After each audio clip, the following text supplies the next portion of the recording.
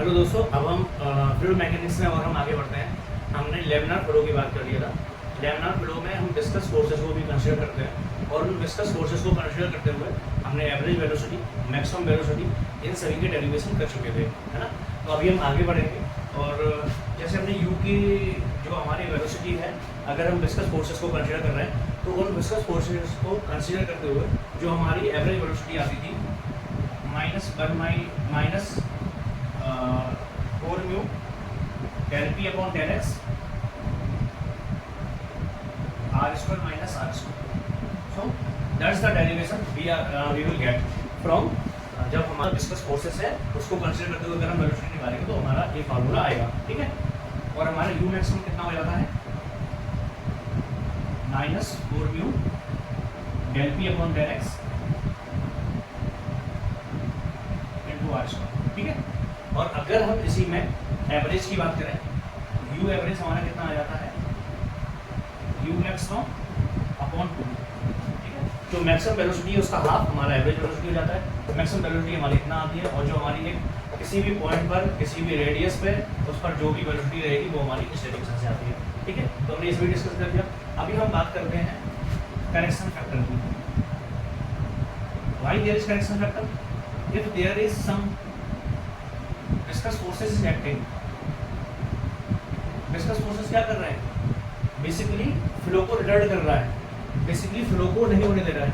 Flow laminar flow में क्या हो रहा है? विस्कस फोर्स लग रहा है, उसके कारण फ्लो क्या है वो अपर लेयर में सबसे ज़्यादा फ्लो हो रहा है, वेलोसिटी ज़्यादा है। लेकिन नीचे अगर हम सरफेस पे जाएंगे तो वेलोसिटी क्या हो जाएगी? 0 हो जाएगी।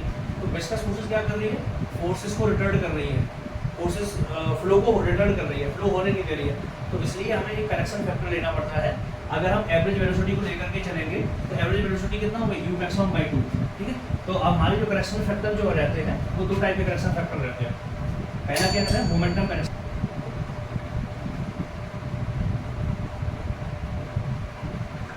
और सेकेंड वन रहेगा momentum correction factor, energy correction factor या काइनेटिक एनर्जी करेक्शन फैक्टर, ठीक है।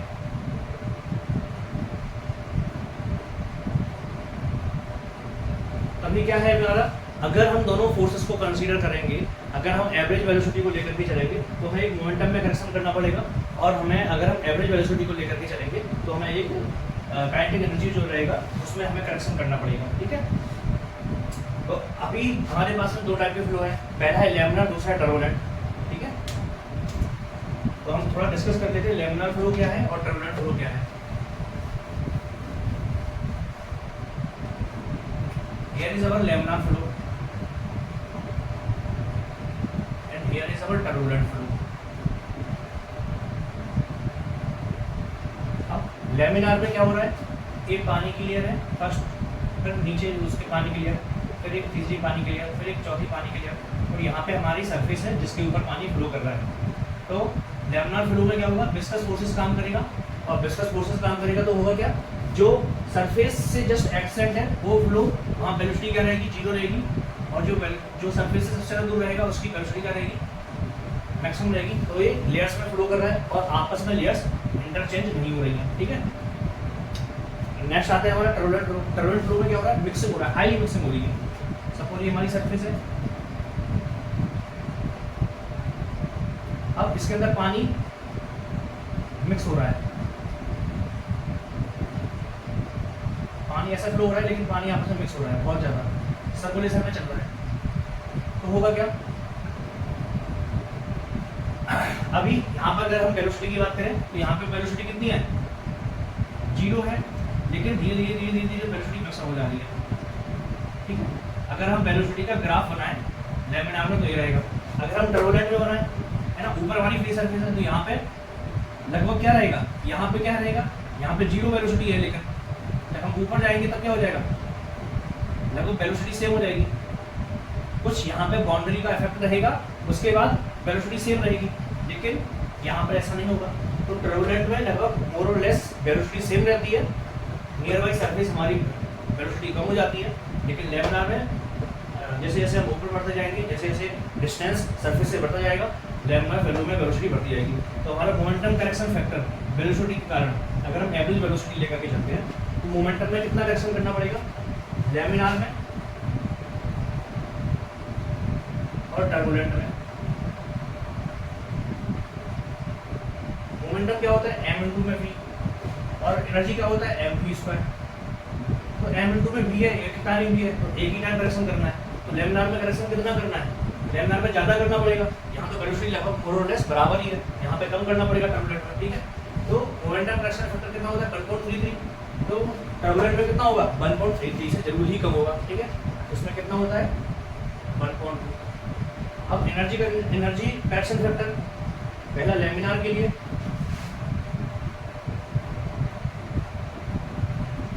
सेकंड इज टर्बुलेंट के लिए। तो what will happen in laminar, laminar में क्या हो रहा है, करेक्शन ज्यादा करना पड़ेगा, वो भी क्या है, वेलोसिटी का स्क्वायर है, मींस ज्यादा और ज्यादा होगा। ये तो सिंगल वेलोसिटी थी इसमें, इसलिए कम था। लैमिनार में और ज्यादा करना पड़ेगा क्योंकि वेलोसिटी का स्क्वायर है। तो लैमिनार के लिए 2 है, टर्बुलेंट में मोर और लेस वेलोसिटी सेम है, तो यहाँ पे कितना है, यहाँ पे 2 से कम ही होगा, तो कितना है 1.33।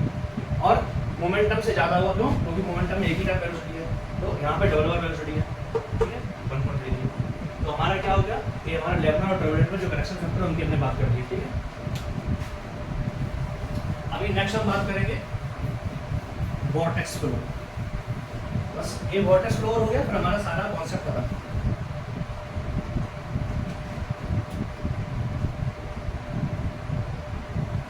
वॉर्टेक्स फ्लो मींस क्या है, मींस सर्कुलेशन। अगर फ्लो हमारा सर्कुलेशन में है, दैट मींस उसके अंदर वॉर्टेक्स फ्लो है। और वॉर्टेक्स फ्लो को हम 2 टाइप से डिवाइड कर सकते हैं। First one is free, second one is forced. Forced means external energy हम प्रोवाइड कर रहे हैं और उसके कारण सर्कुलेशन में फ्लो हो रहा है, ठीक है। और दूसरा free flow means, free vortex flow means हम कुछ नहीं कर रहे हैं, लेकिन बाय नेचर फ्लो जो है वो सर्कुलेशन में हो रहा है। सपोज अगर हमारा वॉश बेसिन है, वॉश बेसिन के बीच वॉश बेसिन है, वॉश बेसिन में सेंटर में होल है, उसमें हमने पानी भर दिया है और हमने होल खोल दिया, तो क्या होगा, फ्लो और सर्कल में मूव कर करके पानी ड्रेन होगा, ठीक है। वो क्या हो जाएगा, वो फ्लो फ्री फ्लो हो जाएगा। और फोर्स्ड में क्या हो गया, अगर हम उसके अंदर कुछ एक्सटर्नल एजेंसी लगाएं या हम कुछ फ्लैपर लगा करके उस पानी को सर्कुलेट करें, तो फ्लो क्या आएगा, वो फोर्स्ड सर्कुलेशन में आ जाएगा, वो और तेजी से नीचे जाएगा और उसको हम क्या बोलेंगे, फोर्स्ड सर्कुलेशन, ठीक है। तो अभी हम बात करते हैं, मान लिया एक फ्लूइड एलिमेंट जो है, ये फ्लूइड एलिमेंट जो है वो सर्कुलेशन में है, ठीक है। सर्कुलेशन मींस ये सेंटर है हमारा, ये सेंटर में है और ये फ्लूइड जो है वो सर्कुलेशन में है। तो इसके ऊपर मान लिया यहाँ पे प्रेशर P लग रहा है, यहाँ पे प्रेशर P, ये R है, ये DR है, तो क्या हो जाएगा, P plus del P upon del R into DR। यहाँ पर फोर्स कितना लग रहा है, यहाँ पे एरिया जो है वो हम DA मान ले रहे हैं और यहाँ पर भी एरिया हम DA मान ले रहे हैं, ठीक है। तो यहाँ पे क्या लग रहा है, एक फ्लूइड एलिमेंट लिया जो सर्कुलेशन में है, उसके अंदर जैसे ये है, इसके अंदर पूरा फ्लूइड सर्कुलेशन में है, तो हमने एक बिल्कुल छोटा सा पार्टिकल ले लिया, इतना सा। अब इसी को हम पार्टिकल को ले रहे हैं, इसके ऊपर कौन कौन सा फोर्स लग रहा है, ठीक है। तो इसके अंदर P इंटू में D लग रहा है, यहाँ पर P plus del P upon del R into DR into DA कर लिया। और इसके ऊपर क्या लग रहा है, एक सेंट्रीफ्यूगल फोर्स लग रहा है, क्योंकि सर्कुलेशन में है, सर्कुलेशन में है तो क्या हो जाएगा, एक फोर्स लग रहा है इसके ऊपर। तो सर्कुलेशन क्या होता है, mv² है ना, mv²/r होता है ना सर्कुलेशन के कारण फोर्स, तो हमने लगा दिया। m क्या है, रो, इसका एरिया कितना हो जाएगा, DA इंटू में DR, वॉल्यूम हो गया, मास हो गया ये, है ना, v²/r, ठीक है। अब हमने ये निकाल दिया, अब हम इसको आगे कैलकुलेट करते हैं। तो इसके ऊपर टोटल फोर्स कितने लग रहे हैं, PDA minus P plus del P upon del R into DR into DA plus rho है, यहाँ पे rho, DA into DR into v²/r is equal to, आपस में क्या हो जाएंगे, आपस में कैंसिल आउट हो जाएंगे, तो क्या हो जाएगा, 0 हो जाएगा, ठीक है। PDA कर गया, कितना बचा, रो DA DR इंटू v²/r बराबर में ये माइनस में इस तरफ आ जाएगा, ये माइनस में इस तरफ आएगा, पॉजिटिव हो जाएगा। तो del P upon del R into D R into D A, ठीक है। D A D R cut गया, क्या बचा, rho V square by R बराबर del P upon del R, ठीक है।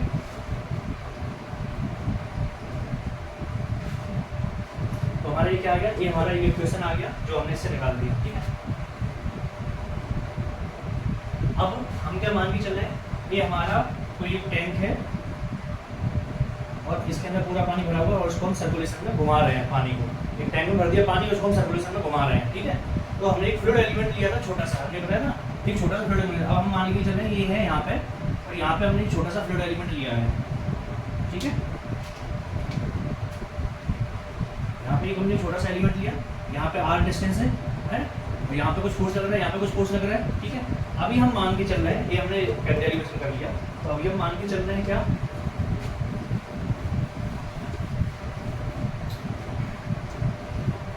जो इस पे प्रेशर लग रहा है P हाइड्रोस्टैटिक फोर्स क्या कहता है, P बराबर क्या होता है, P जो होता है वो कैसा होता है, अगर हम प्रेशर की बात करें, प्रेशर डिस्टेंस के साथ में क्या करता है, वेरी करता है ना, तो डेल P अपॉन डेप्थ के साथ में del P upon del H बराबर में क्या होता है,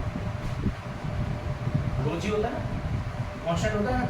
अब एक ऐसी डायरेक्शन में बोल रहा है लोअर डायरेक्शन में, लेकिन हम क्या पे, अगर हम लोअर जाएंगे तब ऐसा होगा, लेकिन अगर हम अपर डायरेक्शन में जाएंगे तो माइनस आ जाएगा, है ना।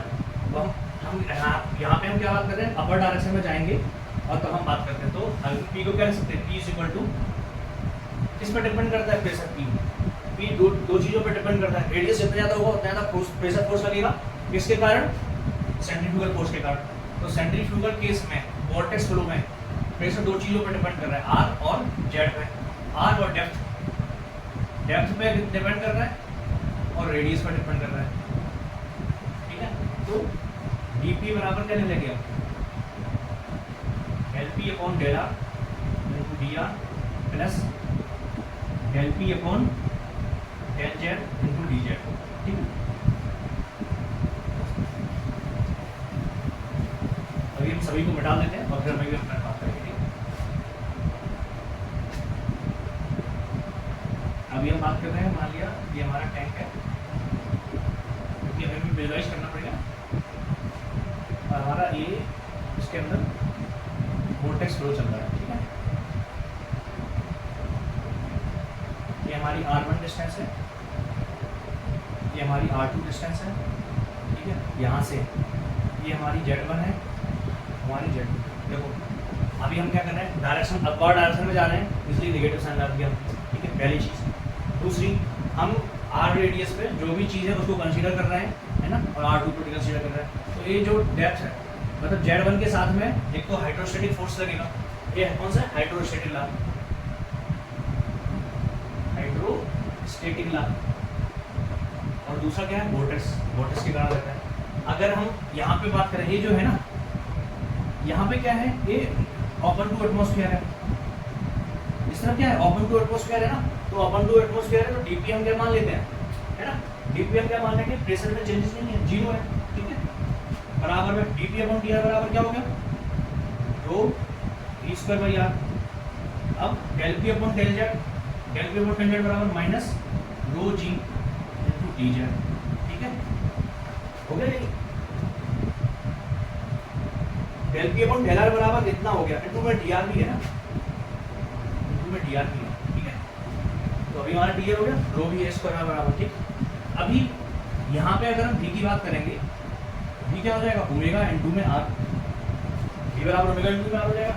तो जीरो बराबर में रो का रो रहेगा, r का r ही रहेगा, ओमेगा स्क्वायर हो जाएगा, r स्क्वायर हो जाएगा, इंटू में डी आर हो जाएगा, माइनस रो इंटू में जी इंटू में डी है, ठीक है। ये तो क्लियर हो गया। अभी हम इसको इंटीग्रेट करेंगे तो क्या हो जाएगा, जीरो का जीरो ही रहेगा, है ना, या कोई कांस्टेंट, तो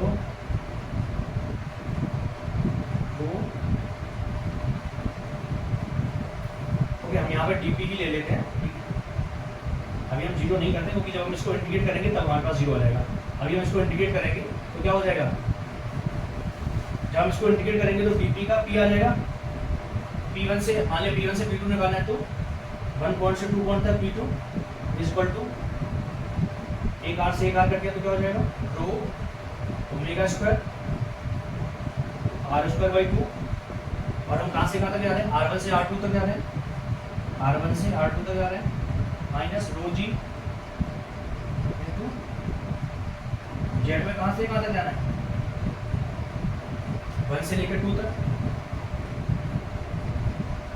ठीक है, ये आ गया हमारा। अभी प्रेशर 1 पे पॉइंट 1 पे जो प्रेशर है कितना हो जाएगा P2 माइनस P1, दोनों ही ओपन टू एटमॉस्फेयर है ना, ओपन टू एटमॉस्फेयर है तो P2 माइनस P1 क्या रहेगा 0 आ जाएगा, rho into W square R2 का स्क्वायर माइनस R1 का square by 2 minus rho G Z2 minus Z1। ठीक है, तो अभी हम और आगे अगर इसको डेरिवेट करेंगे तो क्या आ जाएगा आंसर हमारा P2 माइनस P1 जो क्या है ओपन टू एटमॉस्फेयर है ना, ओपन टू एटमॉस्फेयर है तो क्या हो जाएगा P2 की वैल्यू भी एटमॉस्फेयर प्रेशर है, P1 पे भी प्रेशर कौन सा एटमॉस्फेरिक है, तो क्या हो जाएगा 0 is equal to rho omega square R2 का स्क्वायर माइनस R1 का स्क्वायर अपॉन 2, ठीक है, minus rho G Z2 minus Z1। तो रो और रो यहाँ पे 0 से हट ही जाएगा। ठीक है, तो यहाँ माइनस है, इसको हम यहाँ पर ले लेंगे, क्या हो जाएगा जी इंटू में Z2 माइनस Z1 बराबर में ओमेगा स्क्वायर R2 का स्क्वायर माइनस R1 का स्क्वायर अपॉन 2। ठीक है, इससे हम सारा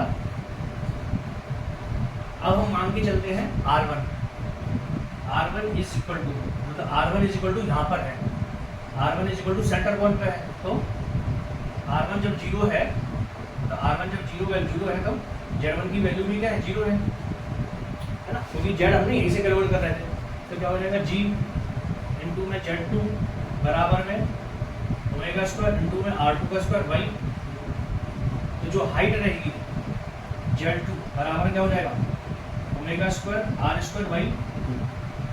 एक हम जनरलाइज इक्वेशन ले सकते हैं। ठीक है, मीन्स जितनी ज़्यादा हमारी डेप्थ जितनी ज़्यादा हमारी हाइट बढ़ेगी उतनी ज़्यादा omega square R square by 2 उसके ऊपर फोर्सेस लगेगा, और जो Z2 रहेगा हाइट जो रहेगा वो ओमेगा स्क्वायर R स्क्वायर के ऊपर डिपेंड करेगा। इंटू में G भी है तो ये है G आ जाएगा 2G। ठीक है, अपॉन 2G। क्लियर हो गया, तो यही हमारा फार्मूला है, ये हमारा फ्री वॉर्टेक्स फोर्स वॉर्टेक्स दोनों के लिए काम करेगा, और जो फ्री वॉर्टेक्स फ्लो है उसमें बर्नौली इक्वेशन काम करता है क्योंकि उसमें कोई भी एक्सटर्नल एनर्जी काम नहीं कर रही है। ठीक है, होप आपको ये बहुत बढ़िया तरीके से समझ में आया होगा। अगर कहीं भी कुछ डाउट है तो आप कमेंट में बताइएगा, हम उसको फिर से सॉल्व करने का ट्राई करेंगे। ठीक है, ओके।